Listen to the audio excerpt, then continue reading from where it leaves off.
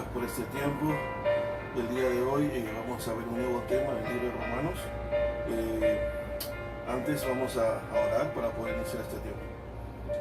Padre nuestro que estás en los cielos, bendito Dios Todopoderoso, Padre Celestial, Dios del universo, Señor del cielo.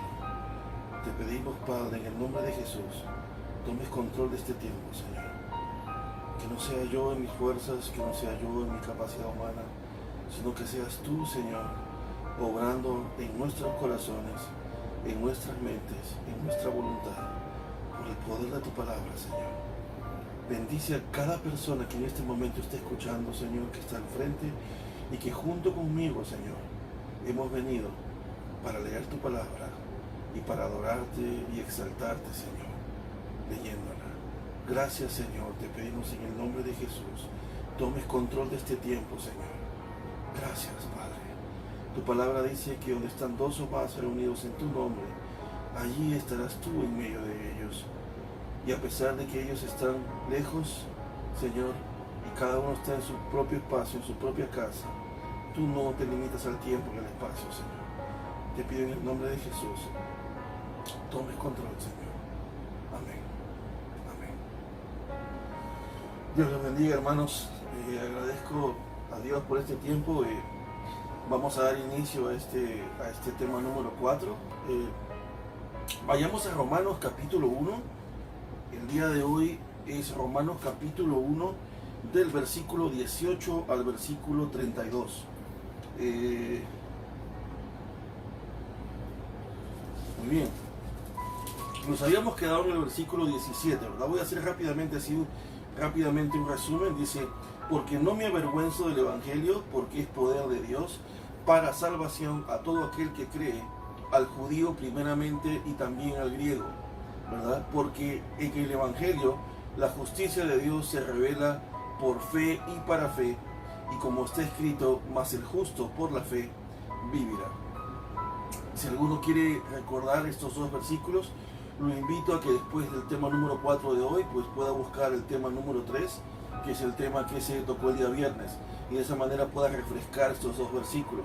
El día de hoy vamos a ver, seguro que si tú estás usando una Reina Valera, el título que vas a tener es la culpabilidad del hombre, y obviamente eso termina hasta el capítulo 3, pero nosotros vamos a dividir la culpabilidad del hombre en 3 partes, para de esa manera sea más fácil asimilar el tema.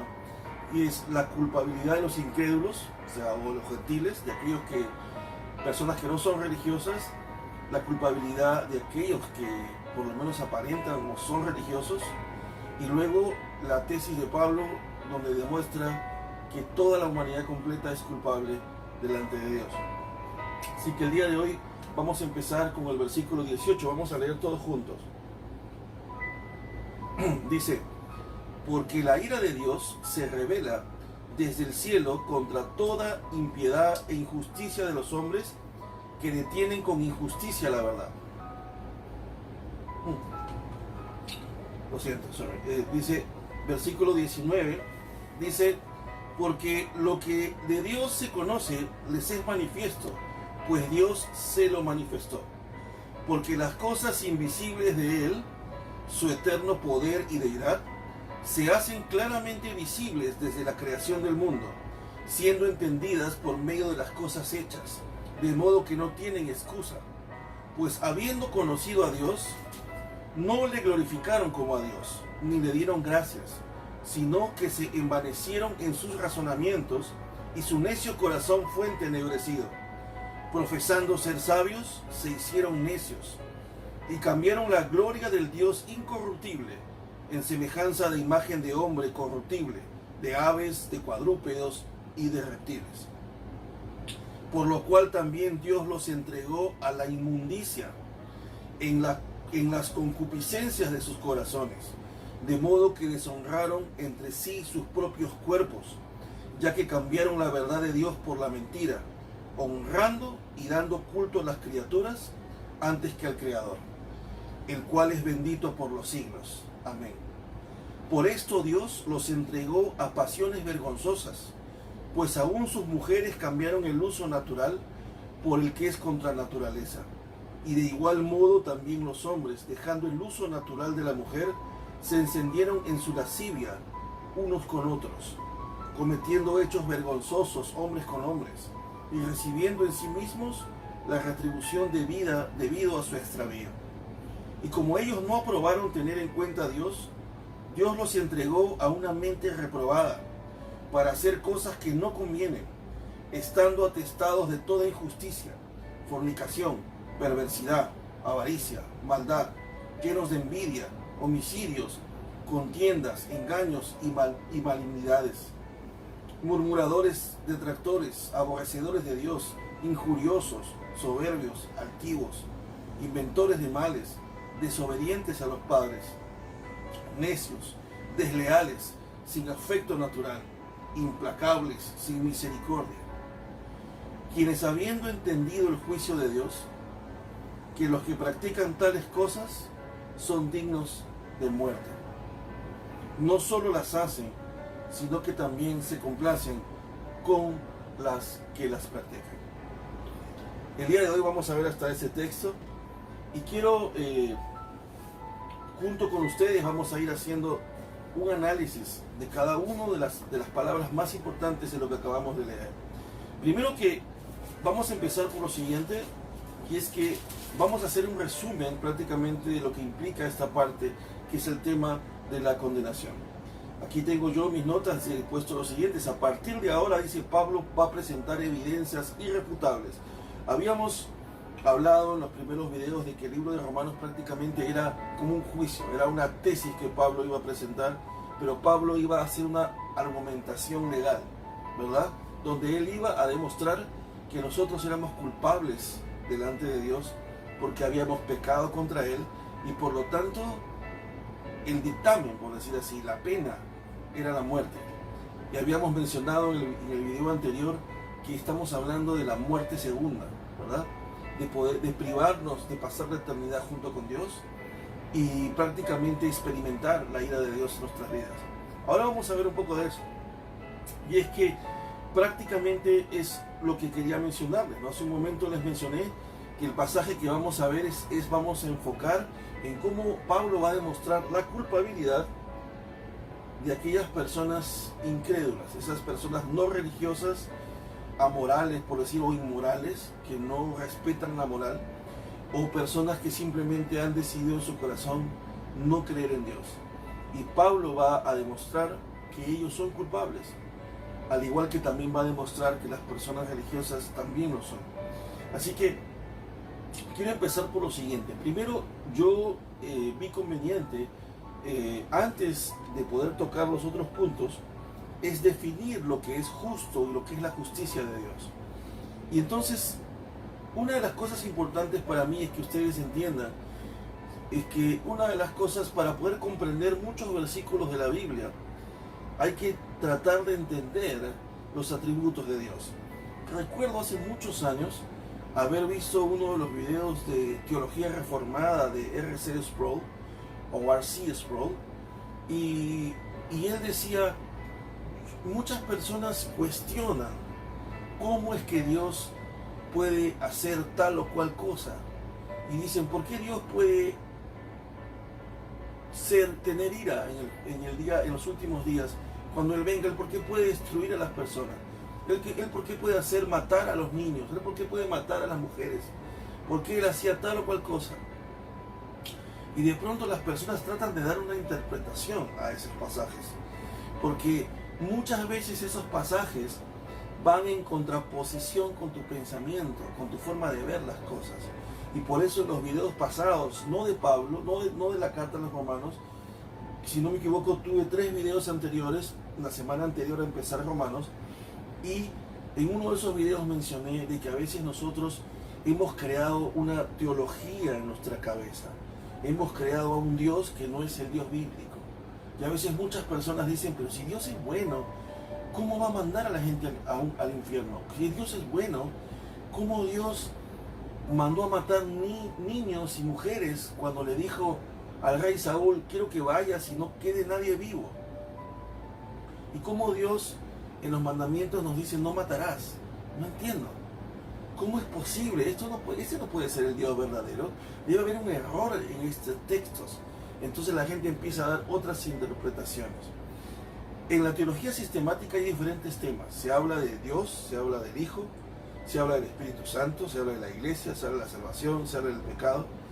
Todos los temas que uno trata de interpretar, en todos esos temas que he mencionado, excepto el de Dios, que es la parte de la teología, que estudia al Dios el Padre, todos estos temas deben estar sujetos al carácter y a los atributos de Dios. No pueden contradecir los atributos de Dios.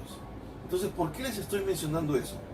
Porque si bien es cierto, Dios es un Dios de amor, y Pablo sabe que Dios es un Dios de amor, pero Dios también es un Dios justo. Parte de los atributos de Dios es que Dios es amor, Dios es santo, Dios es omnipresente, Dios es todopoderoso o omnipotente, Dios es omnisciente, pero también Dios es justo. Y entonces Dios equilibra todos sus atributos. Dios puede ser un Dios de amor, pero a la misma vez tiene que ser un Dios justo. Él no puede ser un Dios injusto por querer ser un Dios de amor. ¿Y a qué me refiero con esto?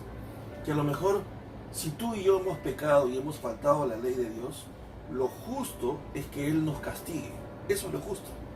Ahora, si tú me dices, ¿por qué? ¿Por qué Dios nos va a castigar? Sería injusto, o quizás podrías poner en cuestionamiento ese castigo, si fuera yo el que te voy a castigar. Pero como es Dios el que te va a castigar, o que me va a castigar a mí, porque me va a dar una reprensión, no puedo cuestionar eso. ¿Por qué? Porque también otro de los atributos de Dios es su soberanía, su autoridad. Ahora, si tú y yo cuestionamos a Dios y queremos poner a Dios a nuestro nivel, entonces ya no sería Dios. Porque te estamos cuestionando. ¿Y por qué Dios haces esto? ¿Y por qué Dios hace el otro? ¿Y por qué Dios no me consultas antes de hacer eso? Que Dios no nos puede consultar nada a nosotros. Dios es Dios. Y esa es su soberanía. Y ese es un atributo que Dios tiene. Y también otro atributo que Dios tiene es que Dios es un Dios justo.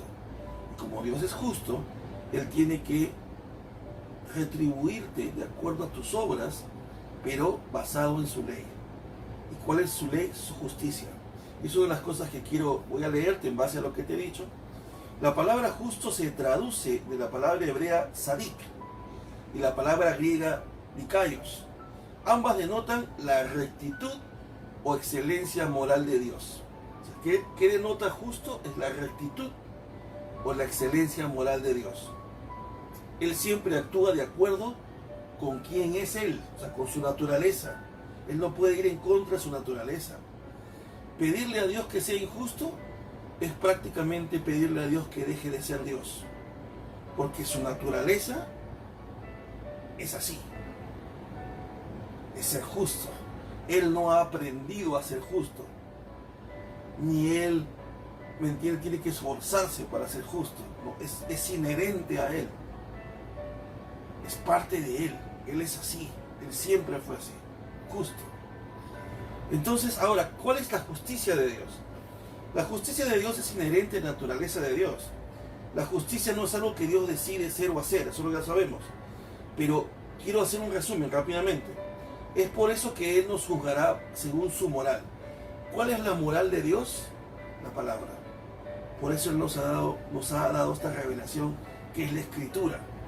Porque en base a su revelación, en base a su ley y sus mandamientos, es que Él nos va a juzgar.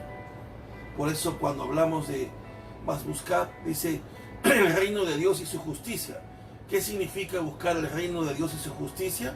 Significa que la justicia de Dios es andar en su voluntad, andar en sus mandamientos, es andar en su justicia. Entonces la justicia de Dios es una característica que Dios tiene. ¿De qué?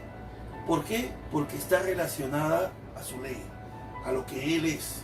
Ahora, Él nos va a juzgar según su moral, según sus mandamientos, según su ley. Y ahora, una de las cosas interesantes aquí es que es lo siguiente. La pregunta es, ¿qué versículos muestran que Dios es justo y que Dios nos va a juzgar de acuerdo a nuestras obras. Permítanme, algunas personas plantean lo siguiente, de que el Dios del Antiguo Testamento era un Dios cruel, un Dios que castigaba a la gente. Y el Dios del Nuevo Testamento es un Dios de amor. Y dicen, no, ahora que estamos en el Nuevo Pacto, lo cual es cierto, Dios es un Dios de amor, ¿no? Dios no es el Dios del Antiguo Testamento. El Dios del Antiguo Testamento era un tirano, era cruel. Y quizás eso no es cierto, porque ahora te voy a mostrar que eso no es cierto. Yo sé que el tiempo es corto, pero este video es importante. Te pido tengas paciencia. Sé que los que quieren aprender este tema van a tener paciencia y se van a quedar. No quiero tampoco correr, porque si corro también no te voy a enseñar o no voy a poder compartir contigo los puntos vitales. Este tema es un tema riquísimo, que es importante que lo podamos ver. Bien, entonces es lo siguiente, es de que quiero leer contigo algunos textos. Romanos 2.6, por ejemplo, dice, porque Dios pagará a cada uno según lo que merezcan sus obras. Lo dice el Nuevo Testamento. No es un texto del Antiguo Testamento. Dice que Dios va a pagar a cada uno según lo que merezcan sus obras. ¿Cuáles son tus obras? ¿Has analizado tus obras? ¿Lo que haces todos los días? Bueno, aquí este texto dice que Dios va a pagar a cada uno, dice, conforme a sus obras. Y Pablo no está hablando del Antiguo Testamento. Está hablando ya ubicado en el, por decirlo así, en el Nuevo Testamento. Y está hablando del futuro. Entonces, a cada uno que dice que porque Dios es un Dios de amor, Él no va a ser justo, no, Él va a ser justo. Porque Él dice que Él va a pagar a cada uno conforme merezcan sus obras. En Romanos también dice, en el versículo de 1 de Timoteo, dice, tú en cambio, hombre de Dios, huye de todo eso, dice, y esmérate en seguir la justicia, la piedad, la fe, el amor, la constancia y la humildad. Porque el Señor ama la justicia, dice, y no abandona a quienes le son fieles. El Señor los protegerá para siempre, pero acabará con la descendencia de los malvados. Este texto dice que Dios va a acabar con la descendencia de los malvados. Dios es un Dios justo. Estamos en Timoteo. En Salmos 37:28 dice, no se engañe, de Dios nadie se burla. Cada uno cosecha lo que siembra. Otra vez un Dios justo, un Dios que va a juzgarnos de acuerdo a su ley. Gálatas 6:7, a cada uno le parece correcto su proceder, pero el Señor juzgará los corazones. Proverbios 21:2 dice más bien, busquen primeramente el reino de Dios y su justicia, y todas estas cosas les serán añadidas. Esto es de Mateo 6:33, ¿verdad? En Apocalipsis 14:7-10 dice, miren, esto es interesante este texto, dice, diciendo a gran voz, temed a Dios y dadle gloria, porque la hora de su juicio ha llegado, y adorar a aquel que hizo el cielo y la tierra, el mar y las fuentes de las aguas. O sea, este texto está diciendo en Apocalipsis, que falta casi muy poco, que dice que el día del juicio ha llegado. Otro ángel le siguió diciendo, ha caído Babilonia, la gran ciudad, porque ha hecho beber a todas las naciones del vino del furor de su fornicación. Y el tercer ángel lo siguió diciendo a gran voz, si alguno adora a la bestia y a su imagen, y recibe la marca en su frente o en su mano, él también beberá del vino de la ira de Dios. Te estoy mostrando textos que avalan de que existe la ira de Dios. Y de que no solamente se hablaba de la ira de Dios en el Antiguo Testamento, también se habla de la ira de Dios en el Nuevo, y se dice que cuando Jesucristo venga, vendrá como juez, ya no vendrá como oveja. Y dice que la ira de Dios será derramada. Por eso Apocalipsis habla de las copas de la ira. La ira de Dios será derramada sobre el mundo. Y aquellos que no vivieron conforme a la justicia de Dios y decidieron negar a Jesucristo, tendrán que experimentar la ira de Dios. ¿Por qué? Porque Dios es un Dios justo. Porque el hecho que Dios sea un Dios de amor no significa que Dios va a dejar de ser justo. Si tú no elegiste a Jesucristo, entonces Él será justo contigo y te dirá, bien, yo seré justo contigo y te pagaré conforme a tus obras. Y hay un texto que ahora vamos a leer más adelante, que aún los incrédulos, dice, y los que sean condenados, no podrán decir en ese momento que Dios no está siendo justo. Porque ellos mismos dirán, sí es cierto, yo negué a Jesús, yo hice esto, yo ignoré tu ley, yo no quise buscarte, yo pensaba que era algo tonto, algo para gente tonta. Y dirán, Señor, soy culpable. La Biblia dice que reconocerán su culpabilidad. Y Dios dirá, ¿es lo justo o no? Sí, es lo justo, porque tu ley decía que así tenía que ser.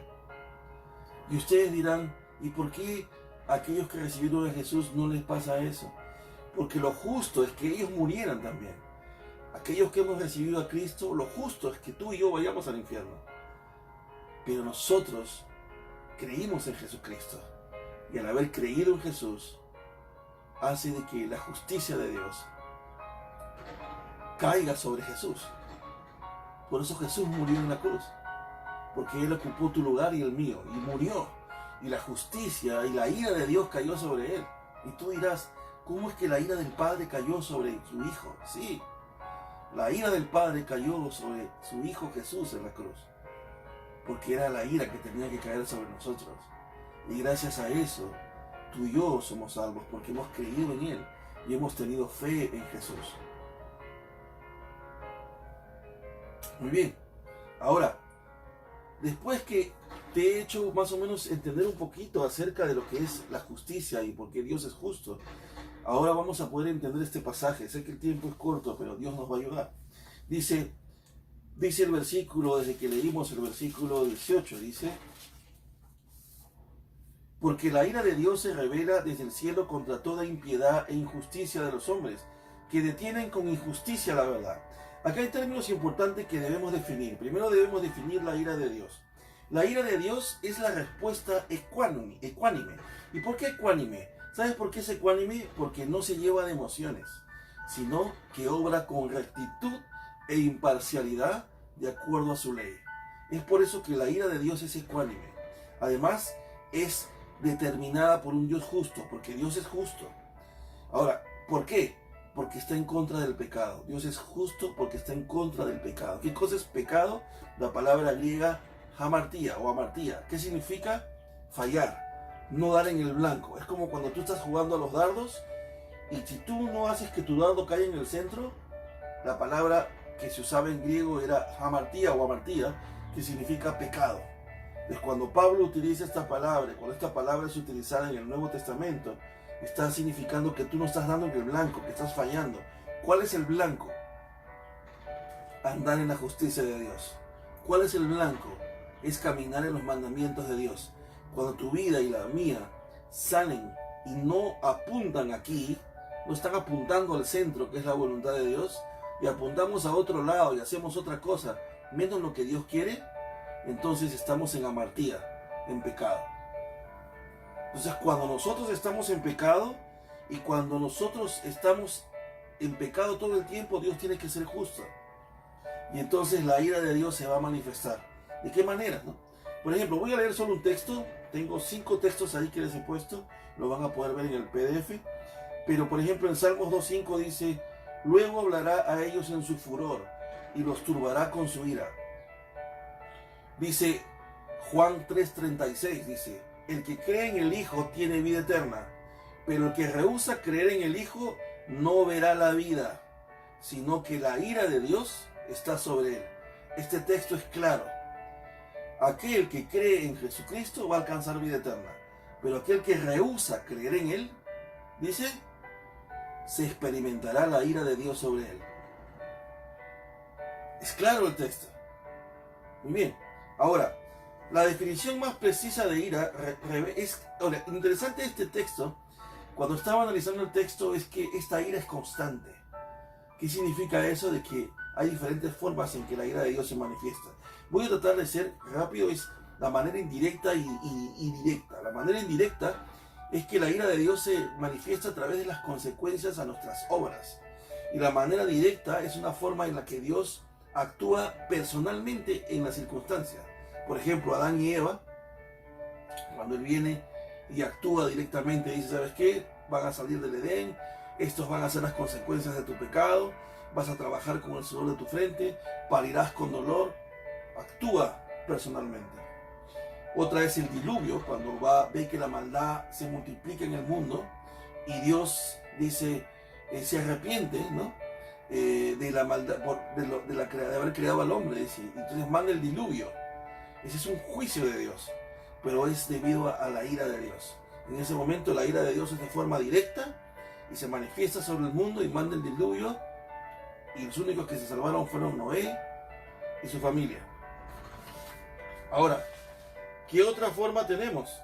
También tenemos, por ejemplo, el cautiverio en Babilonia, cuando debido al pecado de Israel,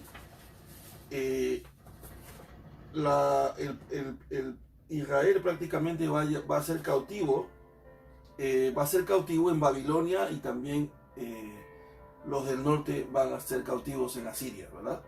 Entonces, esto muestra la ira de Dios y Dios actuando directamente sobre el pueblo, Dios actuando directamente sobre las personas y determinando su juicio a causa del pecado del hombre. Y también podemos ver cuando actúa en la cruz con Jesús, eso también es interesante, ¿no? Y hay algo interesante aquí, yo les estoy poniendo aquí lo siguiente, es la ira eterna. Es tipos de ira, tenemos la ira eterna, por ejemplo, es la ira que va a ser revelada por la eternidad, que hablamos de la segunda muerte. La Biblia dice que va a llegar un momento en que aquellos que hayan servido a Jesucristo y hayan creído en Él, van a ir a estar con Él por la eternidad, ¿verdad? Y aquellos que no, pues van a ir al infierno, y en ese lugar se llama la segunda muerte. Ahora, esa es la ira eterna. Tenemos la ira escatológica, que es la ira que va a ser, que se habla en el día de la gran tribulación. Muchos lo conocen como el día del Señor, el día de Jehová, ¿no?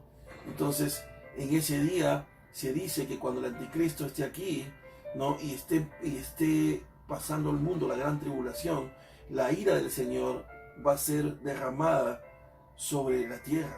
O sea que la pandemia del coronavirus será un juego al costado de todo lo que va a pasar en la gran tribulación. La ira de Dios va a ser revelada en ese momento. Tenemos la ira de cataclismos, por ejemplo, diluvios, destrucción de Sodoma y Gomorra, ¿no? Es un reflejo de la ira de Dios. Tenemos la ira de consecuencias, que es prácticamente lo que en Mateo, el Sermón del Monte, le podemos llamar el principio de la siembra y la cosecha, ¿no? Conforme tú siembras, cosechas. Por ejemplo, si no oras, vas a cosechar. Si no lees la Biblia, vas a cosechar. Si no vas a la iglesia, vas a cosechar. Si haces tal cual cosa, vas a cosechar. O sea, todo tiene una cosecha. Y eso también es una forma en la que la ira de Dios se manifiesta.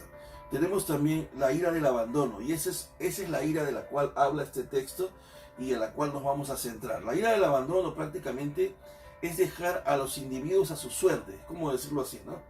Por decirlo, es la ira en este pasaje, ¿cierto? Pero es cuando Dios le da la espalda a una sociedad en particular por su pecado. Dios dice, tú no quieres buscarme, tú no quieres servirme, te he hablado, he buscado las formas de acercarme a ti, he buscado las formas de revelarme a ti, muchas personas se han acercado a ti, pero aún así tú has decidido seguir haciendo lo que te place, has decidido seguir pecando. Entonces, ¿qué hace Dios? Te abandona. Voltea su rostro y esa es una forma de mostrar su ira. Ejemplos: Sansón. Sansón, dice la Biblia, que el Espíritu de Dios descendía sobre Sansón. Y Sansón jugaba con Dalila, porque Dalila prácticamente él se vio envuelto en la seducción de Dalila y él cayó en la fornicación y se acostaba con Dalila, porque él, la verdad, tenía relaciones con Dalila, era cautivado por Dalila y él había olvidado su misión. Su misión como juez era poder vencer a los filisteos, defender al pueblo de Israel de los filisteos. Pero él andaba obsesionado con Dalila. Y Dios en muchas oportunidades lo perdonó. Dalila le hacía trampas para que los filisteos lo capturaran, porque era el mal hombre más fuerte, mataba cientos de filisteos con una quijada de un burro. Pero a lo que voy es que muchas veces Dalila le hacía las trampas, lo amarraba y decía: filisteos, vengan, atrápenlo. Y Sansón rompía las cuerdas, ¿no? Pero luego ella le preguntó a él que cuál era el secreto de su fuerza, ¿no? Y él le dijo que él había hecho el voto de Nazareo y por lo tanto tenía que tener el cabello largo, ¿no? Y muchas veces pensamos que es el cabello largo lo que le daba su fuerza. No, la Biblia dice que lo que le daba su fuerza era el Espíritu de Dios que reposaba sobre él. ¿Pero por qué? ¿Y qué tenía que ver con el cabello? Lo que tenía que ver con el cabello es que el cabello era el símbolo de su voto de Nazareo, de que él tenía un compromiso con Dios. Él tenía una misión con Dios. Y llegó un momento donde Dios dijo: hasta aquí nomás. Te he salvado miles de veces, te he tratado de hablar, de que entiendas, de que yo tengo un propósito para ti, de que yo te he llamado, te he escogido para una labor, pero tú no entiendes. Entonces llegó un momento en que ya Dios no lo ayudó más y lo abandonó. Quiero leer el texto contigo. En Jueces 16:20 dice: y le dijo: Sansón, los filisteos sobre ti. Y dijo Dalila, otra vez le hizo la trampa, ¿no? Y luego que despertó Sansón de su sueño, dijo: esta vez saldré como las otras veces y me escaparé. Pero él no sabía que Jehová ya se había apartado de él.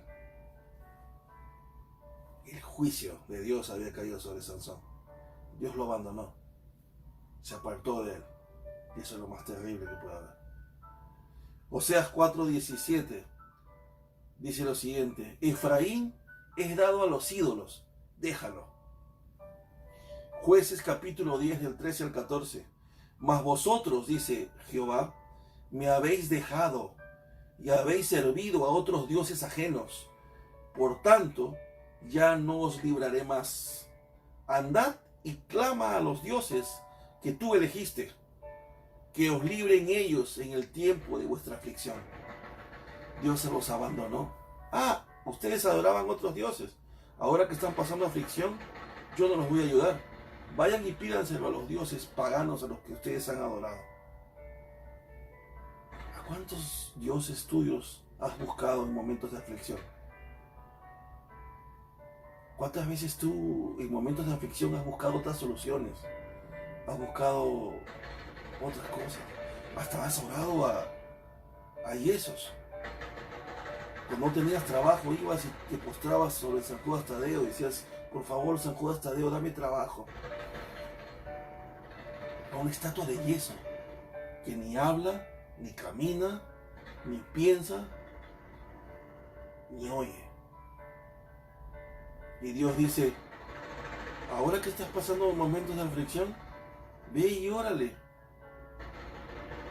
porque yo no te libraré más. El juicio de Dios nos abandona. Romanos 1:28 dice: y como ellos no aprobaron tener en cuenta a Dios, Dios los entregó a una mente reprobada para hacer cosas que no convienen. Y ese texto lo vamos a analizar ahora. Muy bien.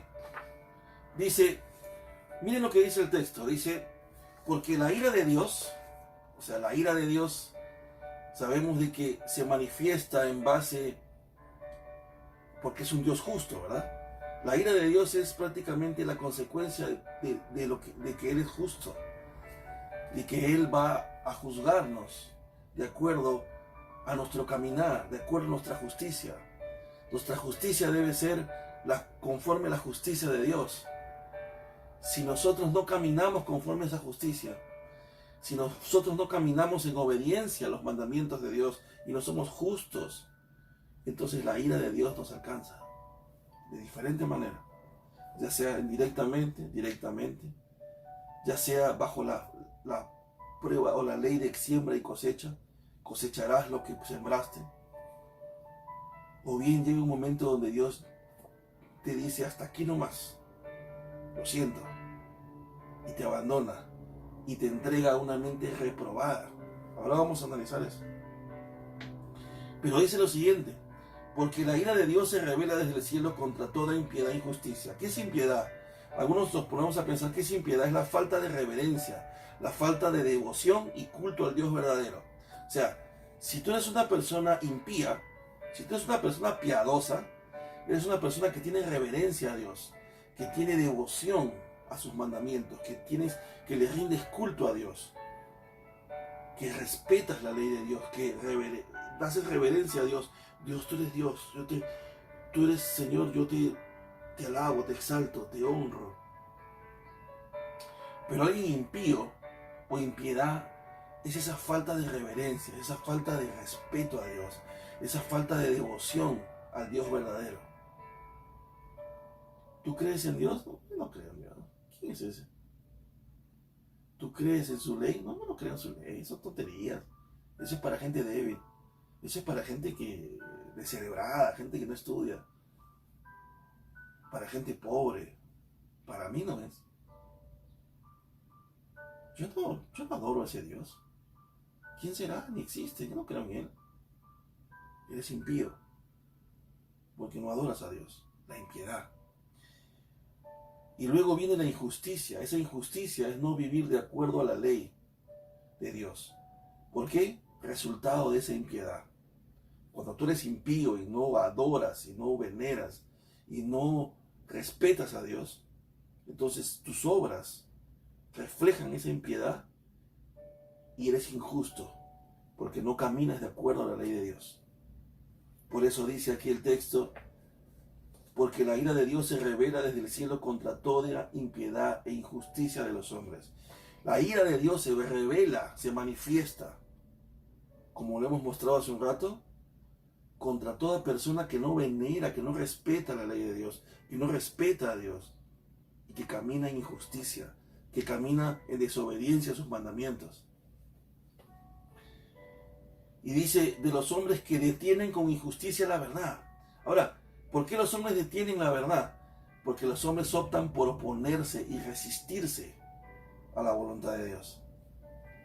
¿Cuántas veces te has resistido? O a lo mejor tú ahorita te sigues resistiendo a la voluntad de Dios. Escuchas la voluntad de Dios, escuchas prédicas, escuchas gente que te habla de Dios, pero tú te resistes.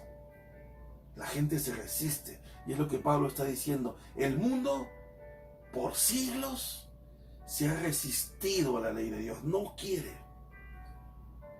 Le escucha, pero se resiste. Le escucha, pero se opone. Pelea contra lo que es de Dios. Yo no quiero hacer eso. Yo quiero hacer lo que yo quiero. Porque yo soy impío. Porque yo no respeto esa ley. Yo no creo en Dios. Y por lo tanto caminaré en injusticia. Caminaré en desobediencia a los mandamientos de Dios. Por eso Dios dice que Dios se opone. La ira de Dios se revela contra toda impiedad e injusticia de los hombres. Que estos hombres detienen, dice, con injusticia la verdad. Su pecado, su resistencia a la voluntad de Dios. Pero dice, porque lo que es de Dios, dice, se conoce, dice, lo que de Dios se conoce les es manifiesto, pues Dios se lo manifestó. Acá hay algo interesante que quiero compartir. Les es manifiesto. ¿Qué significa eso? Dios en su soberanía ha plantado evidencia suficiente de su existencia. O sea, el texto está diciendo, y lo que Pablo está argumentando, es que Pablo está diciendo, la existencia de Dios, Dios las ha manifestado con pruebas. Él ha dado evidencias suficientes de su existencia. Así que no tienen excusa. No pueden decir, no, es que yo no creía en Dios porque Dios nunca dio evidencias de que Él existía. Siempre la gente decía, ¿y si Dios no existe? Pero Pablo argumenta en este texto y dice, Dios ha presentado evidencia suficiente. ¿Quieres ver eso?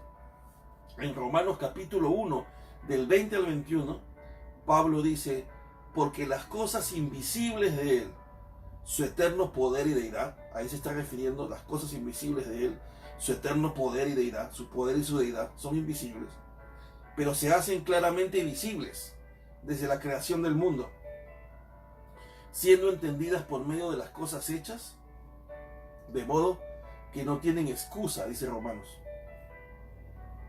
Pues habiendo conocido a Dios, no le glorificaron como a Dios ni le dieron gracias, sino que se envanecieron en sus razonamientos, y su necio corazón fue entenebrecido.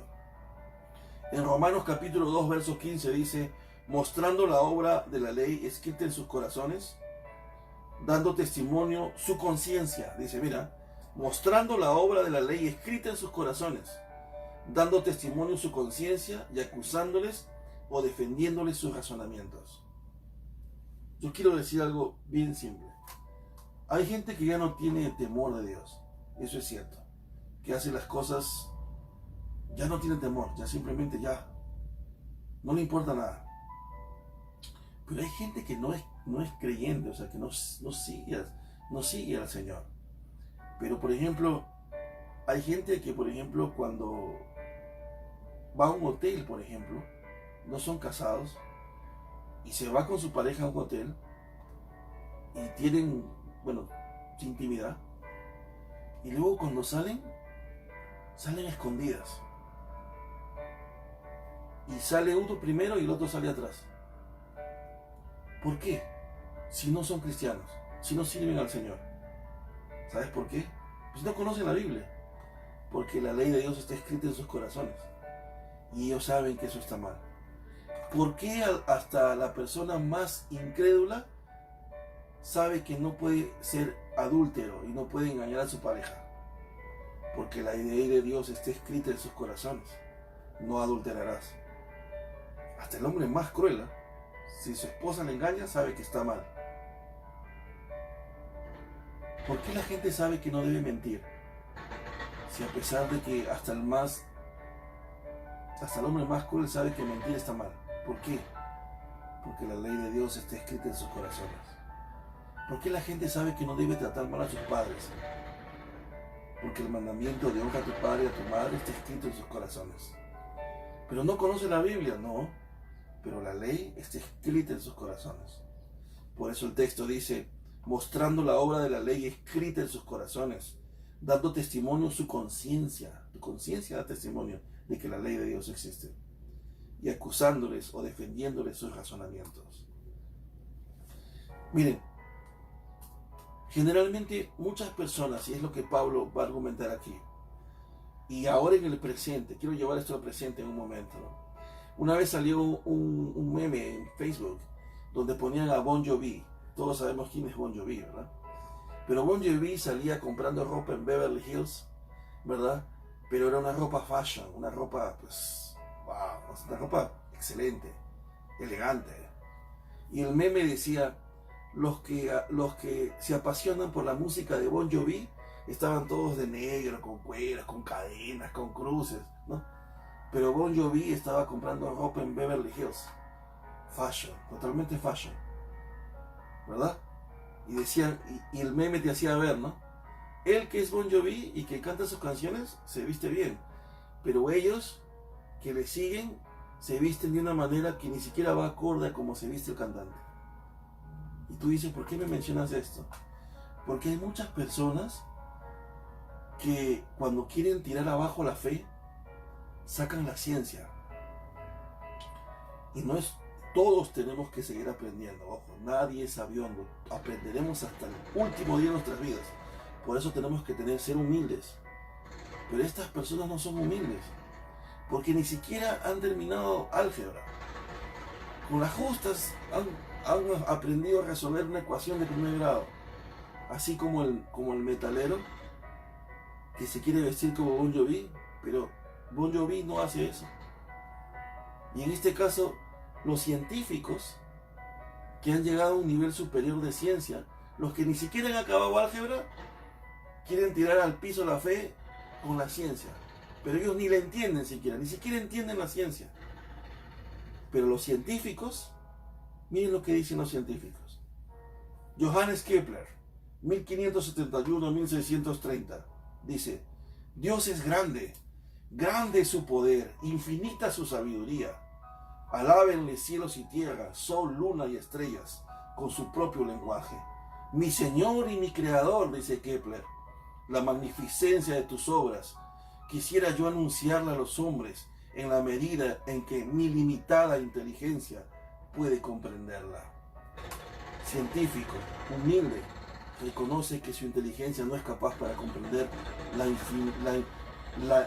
las cosas infinitas de Dios.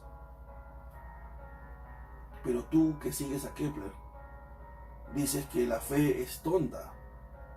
Pero Kepler, a quien tú sigues, dice que su inteligencia no le alcanza para entender la sabiduría de Dios. Copérnico, fundador de la mundivisión moderna, por decirlo así, dijo: ¿quién que vive en íntimo contacto con el orden más consumado y la sabiduría divina no se sentirá estimulado a las aspiraciones más sublimes? ¿Quién no adorará al arquitecto de todas estas cosas? Copérnico reconocía que el que había creado las cosas que él admiraba en su ciencia era Dios. Newton, fundador de la física teórica clásica: lo que sabemos es una gota, dice Newton, lo que ignoramos un inmenso océano. La admirable disposición y armonía del universo no ha podido sino salir del plan de un ser omnipotente y omnisciente. Newton. A los que hemos estudiado física en algún momento y que vamos camino a la ingeniería, saben que se estudia la primera ley de Newton, la segunda ley de Newton, la tercera ley de Newton, en la academia o en el college o en la universidad. Pero a ese al que uno estudia en física fue capaz de reconocer que el que había creado todo eso era alguien poderoso y omnisciente. Ni siquiera fue soberbio en su ley, así como Bon Jovi. Pero los que seguían a Bon Jovi sí, eran radicales. Pero Bon Jovi no. Los científicos reconocen la grandeza de Dios. Y hay muchos más científicos. Lo van a tener en el PDF. Tienen a Linneo, a Volta, a Ampère, a Cauchy, a Gauss, a Robert Mayer, a Darwin. Aunque Darwin también tiene sus cosas. Tenemos a Thomas Edison. Todos ellos se encontraron que conforme iban investigando más, iban viendo las cosas, decían: wow, esto, como los actuales físicos de la época que estudian mecánica cuántica, física cuántica, la teoría de las supercuerdas, Michio Kaku, que reconoce ahorita de que prácticamente lo que antes pensabas que este universo era producto de la casualidad, es imposible según los nuevos descubrimientos de física cuántica. Los descubrimientos de física cuántica dicen de que es imposible que el mundo haya sucedido por casualidad. Pero la gente, en su necedad, a pesar de que Dios les está mostrando evidencia de su existencia, ellos siguen encerrados en pensar que todo esto es producto de la casualidad y que producto de la teoría del Big Bang, contradiciendo la segunda ley de Newton, que fuerza es igual a masa por aceleración, que nada puede moverse si es que no hay una fuerza externa, contradiciendo las leyes de la termodinámica. Pero ellos siguen encerrados en su necedad. Y Dios dice en este texto que acabamos de leer, dice: porque lo que de Dios se conoce les es manifiesto, pues Dios se los manifestó. No ha habido hombre en la tierra, en ninguno de los siglos, ni antes ni ahora, que solo con abrir tu puerta y ver el cielo, ver el mar, ver los animales, la forma como están diseñados, es como si hubieses puesto el mejor diseñador de Photoshop o de Illustrator para darle forma a las cosas. Pero el hombre sigue en la necedad de que eso se hizo solo, producto de la evolución. Tendríamos que juntar a todos los diseñadores de Apple y decirles: por favor, no diseñen nada, esperen a que sus diseños evolucionen. Sería absurdo, ¿verdad? Los mismos diseñadores te dirían: ¿estás loco? ¿Qué hablas? Tengo que diseñarlo. No puedo esperar que mi diseño evolucione por sí solo. ¿Se dan cuenta? Lo que trato de decir es absurdo. Y Pablo trata de argumentar y demuestra y te dice: la ira de Dios se revela contra toda impiedad e injusticia de los hombres, dice, que detienen con injusticia la verdad. Porque lo que de Dios se le conoce les es manifiesto, pues Dios se lo manifestó.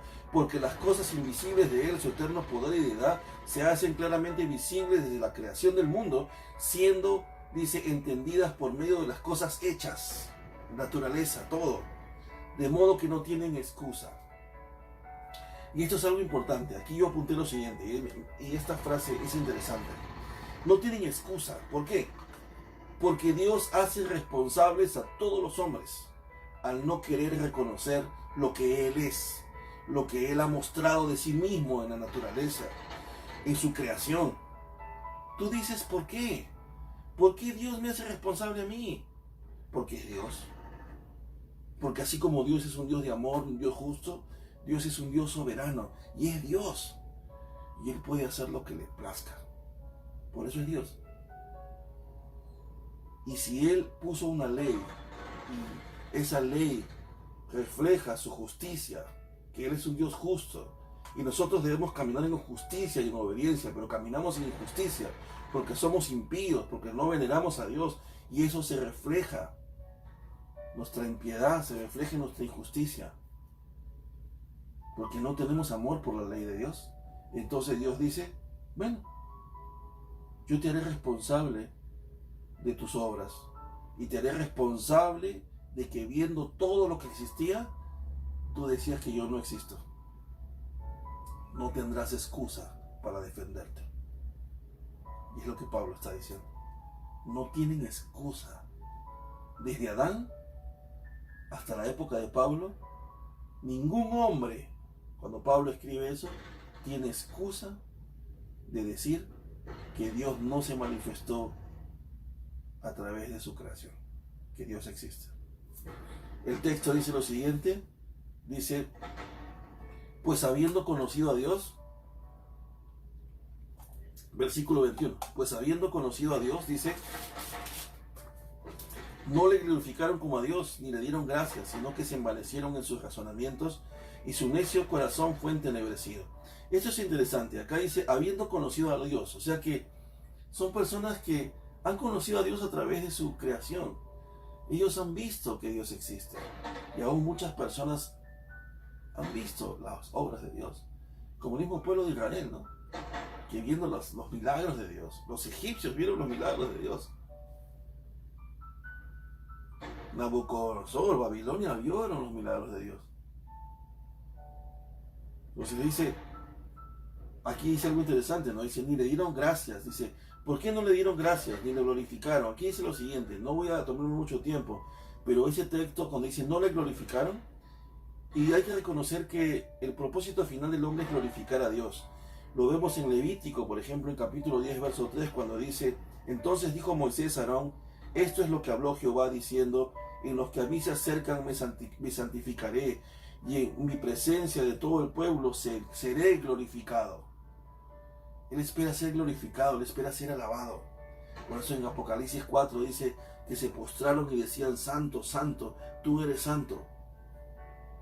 Y en Apocalipsis 4:11 dice que se reunían y decían, Señor, digno eres de recibir la gloria y la honra y el poder, porque tú creaste todas las cosas y por tu voluntad existen y fueron creadas. Tuya es la honra. No le glorificaron, a pesar que Dios demanda que Él debe ser glorificado. Dice que no le glorificaron ni le dieron gracias. ¿Por qué? Porque no fueron agradecidos, no reconocieron en su corazón que todas las cosas buenas que les habían pasado provenían de Dios. No fueron agradecidos con Él. Y Pablo dice, tú no fuiste agradecido. Tú nunca agradeciste a Dios por las cosas buenas que Él hizo en tu vida. Aún así fuiste impío. Desobedeciste su ley, fuiste injusto porque caminaste fuera de su voluntad. Y Dios es un Dios justo. Entonces, ¿qué esperas que Dios tenga para ti? Si Dios es un Dios justo. Y Dios tiene que juzgar de acuerdo a su ley, de acuerdo a su justicia. ¿Qué piensas que mereces?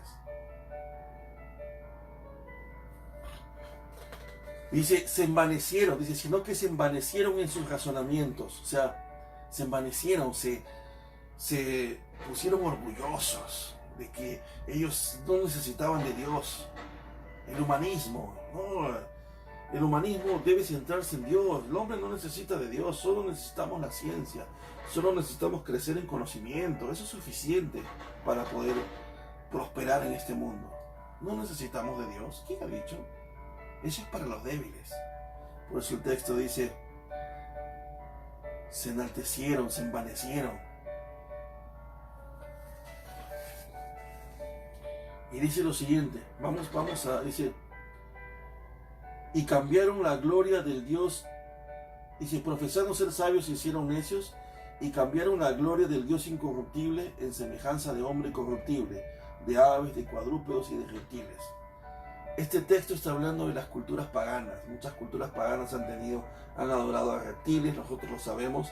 Si investigamos en todas las culturas antiguas, se ha adorado a la serpiente, se ha adorado al mono, se ha adorado al águila, se ha adorado al gato,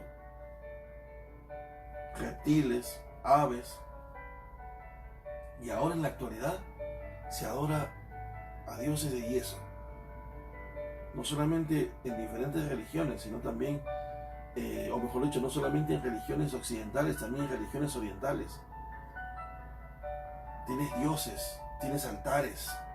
Y aquí dice, cambiaron la gloria del Dios incorruptible en semejanza de imagen. Y uno de los mandamientos es, no harás imagen de Dios. No te harás imágenes, ni altares. Tú dices, pero es el santito. No. La Biblia dice, no altares, no imágenes. ¿Por qué? Porque tú debes presentarte al Dios verdadero, al único y verdadero Dios. Y cuando Jesucristo murió en la cruz y cuando Jesucristo resucitó, dice el libro de Hebreos que nos hizo sacerdotes. Y la Biblia dice que Él nos ha dado acceso a ese lugar santísimo, para que nosotros podamos orar directamente a Él. No necesitamos intermediarios, no necesitamos sacerdotes, no necesitamos hombres que oren y que pidan perdón por nuestros pecados a Dios, porque el libro de Hebreos dice que no necesitamos de eso, porque Jesucristo es el sumo sacerdote, es el sumo sacerdote eterno, es nuestro Rey. Tenemos al Espíritu Santo que está aquí. Si tú crees en Cristo, crees en Jesús, la Biblia te promete que vas a ser sellado con el Espíritu. Tú puedes arrodillarte delante de Dios y orar directamente a Él, porque el único intermediario entre Dios y los hombres, el único sumo sacerdote, es Jesucristo. Pero aquí dice que el hombre ha cambiado eso, ha desplazado a Jesús. Y perdónenme, como lo he dicho varias veces, yo tengo que llamar a las cosas como son, porque la Biblia lo dice así. No quiero ofender a nadie, pero es la Biblia lo que lo dice. No voy a mencionar nombres, pero hay una persona de este planeta que dice ser el vicario de Dios, el representante de Jesús en la tierra. ¿Y saben quién es el representante de Jesús en la tierra? El Espíritu Santo. Porque la Biblia dice que Jesús dijo, yo me iré, pero os enviaré otro en mi lugar, el ayudador, el paracleto, el Espíritu Santo. Él estará con ustedes hasta el fin del mundo. Pero el Papa quiere ocupar el lugar del Espíritu Santo. Y la Biblia dice que el Espíritu Santo es tu ayudador. Jesucristo es tu Señor. Jesucristo es tu Rey.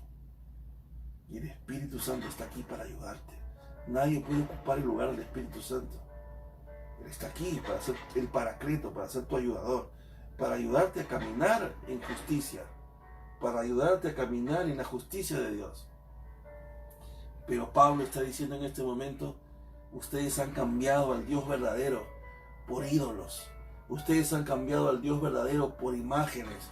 Ustedes han cambiado al Dios verdadero por estatuas de yeso, por animales. Los adoran. Y Pablo sigue argumentando. ¿Qué castigo crees que mereces por eso? Si faltaste al mandamiento que no debes tener imágenes delante de ti. Esa ley no se negocia. No puedes tener imágenes. Así esa imagen tenga la cara de Cristo. No puedes, porque Cristo es real. Cristo es verdadero. Cristo no puede ser disminuido a una imagen. Y dice el texto, por lo cual también Dios los entregó a la inmundicia en las concupiscencias de sus corazones, en su pecado. De modo que deshonraron entre sí sus propios cuerpos, ya que cambiaron la verdad de Dios por la mentira, honrando y dando culto a las criaturas antes que al Creador. Por esto Dios los entregó a pasiones vergonzosas, pues aún sus mujeres cambiaron el uso natural por el que es contra naturaleza. Y los hombres también, dejando el uso natural de la mujer, se encendieron en su lascivia unos con otros, cometiendo hechos vergonzosos hombres con hombres, la homosexualidad, el lesbianismo. Si tú me estás escuchando en este momento, yo no quiero que tú sientas que yo tengo algo contra ti. Yo no tengo nada contra ti. La Biblia tiene algo contra tu pecado, no contra ti. Aunque hay textos que son duros, pero quiero que entiendas que es tu pecado y es mi pecado en lo que Dios está en contra. Y yo sé que el mundo ha declarado legalmente que tú puedes casarte. Si eres hombre, te puedes casar con hombre. Si eres mujer, te puedes casar con mujer. Bien, pero eso lo ha hecho el hombre. Y el hombre va a tener que dar cuentas. Aquellos hombres que en los congresos o decidieron aprobar esa ley, pronto van a estar parados frente a frente y van a tener que dar cuentas a Dios de sus actos. Y si tú, siendo hombre, has elegido acostarte con hombres, si has elegido casarte con un hombre, créeme, si te veo te abrazo. Si te veo te voy a abrazar. Pero Dios es un Dios de amor, y a lo mejor tú dices, pero Dios es un Dios de amor, Él me va a entender. Dios es un Dios de amor, Él me va a amar. ¿Acaso Dios no es un Dios de amor? ¿Por qué me juzgas? ¿Por qué me dices que soy un homosexual y que Dios me va a mandar al infierno? Porque Dios es un Dios de amor, pero también Dios es un Dios justo. Y su palabra, su ley, su justicia, lo que refleja que Él es un Dios justo, lo que refleja su carácter y sus atributos, están diciendo que eso es abominable para Él. Y Pablo está argumentando y está diciendo de que todo aquel que haya hecho eso tendrá que enfrentar el juicio de Dios y la ira de Dios caerá sobre él. Tú dirás, ¿por qué eres así? ¿Por qué me dices esto? Porque tienes que escucharlo. Porque la Biblia lo está diciendo. Pero te vuelvo a decir, si tú me buscas para tomarnos un café, te voy a abrazar, te voy a tratar bien, voy a pasar tiempo contigo. No te voy a tratar mal, no te voy a marginar, no te voy a menospreciar. Trataré, con la ayuda de Dios, de mostrarte todo el amor, como la gente lo muestra conmigo, porque también fallo y me equivoco. Pero Dios no va a tener esa complacencia contigo en el futuro, te lo prometo, porque la Biblia lo dice.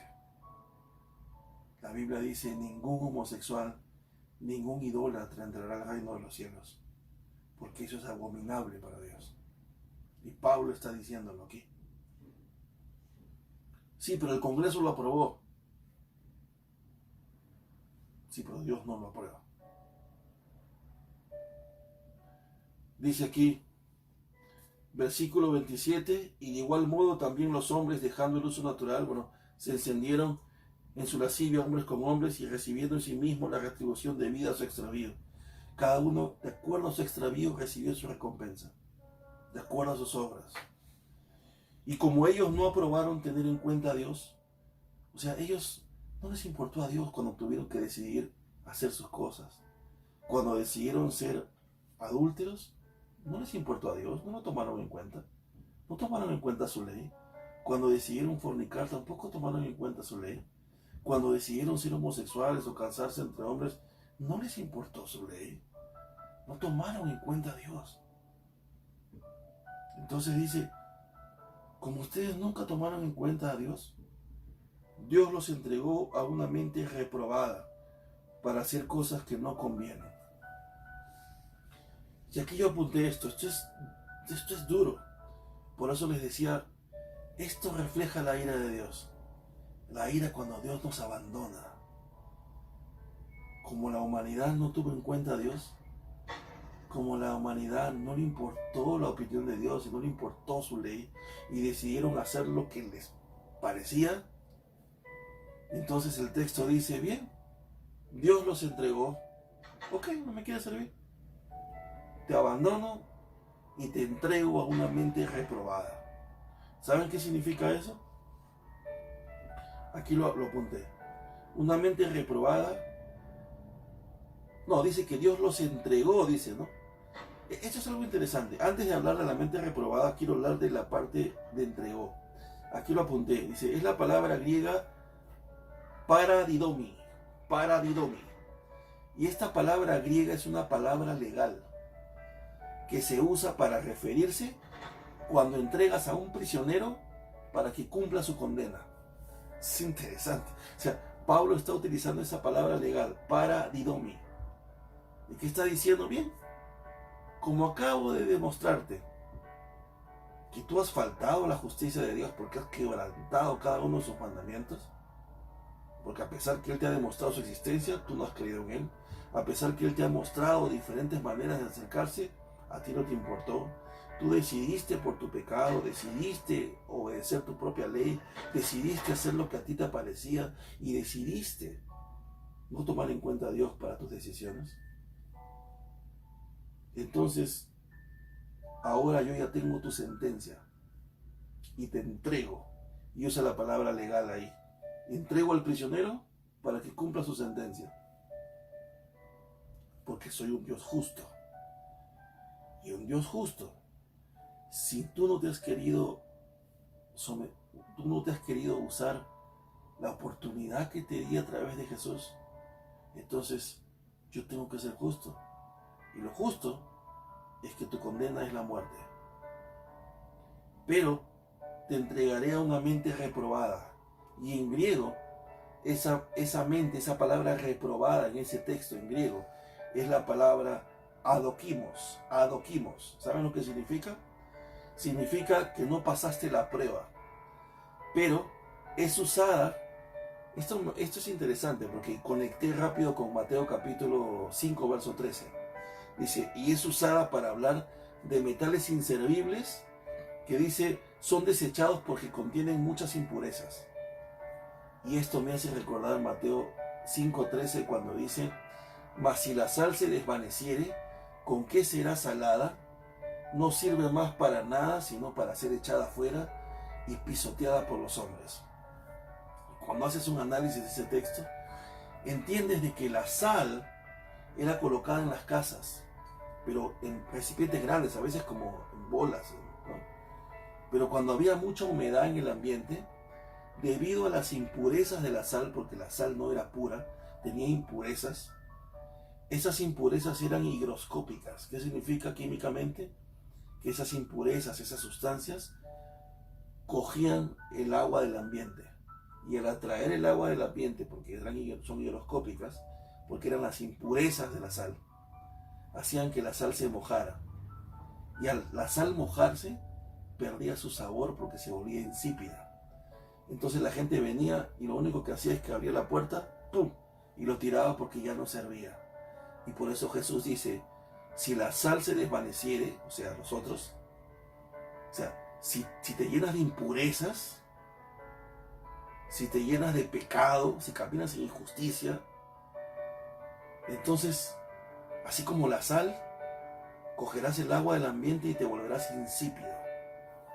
Y no vas a servir para nada, no vas a servir al reino para nada, porque te vuelves insípido. Entonces lo único que hay que hacer contigo es abrir la puerta, ¡boom!, y tirarte, porque no sirves para nada. No puedes cumplir tu función de sal. Y este texto tiene algo que ver, mucha relación, porque dice que el término reprobado, este término adokimos, era usado para hablar de los metales que se botaban porque eran inservibles, no servían, porque tenían impurezas. Y entonces dice el texto que Pablo demuestra y dice, tanto ha sido tu pecado y tu desobediencia a la ley de Dios, y has caminado en impiedad e injusticia, amando más tus placeres y tus deleites y tu pecado, a pesar de que Dios ha mostrado que Él existe, a pesar que Dios ha mostrado su gracia y su favor sobre tu vida, pero tú has decidido no tener en cuenta a Dios, entonces Dios te entrega, te lanza para que cumplas tu condena a una mente reprobada. ¿Qué quiere decir? Que no pasaste la prueba. Dios te desaprobó porque eres inservible y te desecha porque estás lleno de impurezas, porque tu pecado te contaminó y no sirves más. Y Pablo, a través de este texto, está demostrando a todas esas culturas que no obedecían la Torá, que no conocían la ley de Dios, pero que a pesar que no conocían la ley, ellos a través de la naturaleza, a través del cielo, el universo, de las cosas hechas, no podían negar la existencia de Dios. Y a través de esos argumentos, Pablo les demuestra que a pesar de que no conocían la ley de Dios, no pueden justificarse, porque ellos pudieron ver la existencia de Dios en la creación. Pero ellos eligieron hacer su voluntad y no tomar en cuenta a Dios. Así que son culpables de juicio. Y su condena es la muerte.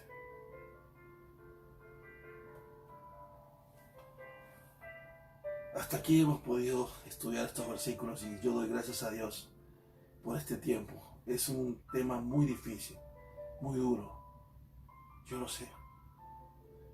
Pero luego vamos a ver en los demás capítulos que vienen que Pablo nos va a dar la esperanza a esa condena. Y yo te voy a dar un adelanto. Esa esperanza se llama Jesús. La Biblia dice en Romanos que si tú confiesas con tu boca que Jesús es el Señor y que Dios lo resucitó de los muertos, serás salvo. Porque de tal manera amó Dios al mundo que envió a su Hijo unigénito para que todo aquel que en él crea no se pierda, mas tenga vida eterna. Solo abre tu corazón a Él y humíllate delante de Él. Pídele perdón por tus pecados. Si no has tomado en cuenta a Dios en tu vida, pídele perdón y habla con Él. No necesitas aprender a orar. Solo habla con Él y expresa tu corazón. Pide perdón. Vamos a orar. Padre nuestro que estás en los cielos, te doy gracias por este tiempo, Señor, en el cual hemos podido meditar en tu palabra. Te pido en el nombre de Jesús, tengas misericordia de nosotros, Señor, y nos ayudes a entender tu ley, tus mandamientos, tu palabra, y nos ayudes a caminar en santidad, conforme a tus mandamientos, Señor, para honrarte y darte honra y gloria, y obedecerte, Señor. En el nombre de Jesús, te pido por todos aquellos que han escuchado este mensaje, que dé fruto en sus corazones, que tu palabra dé fruto en sus mentes, Señor, que cada uno de ellos en su intimidad, después de este video, se pueda postrar delante de ti y orar a ti, que eres el único Dios grande y poderoso del universo, Señor. En el nombre de Jesús, te lo pido, Señor.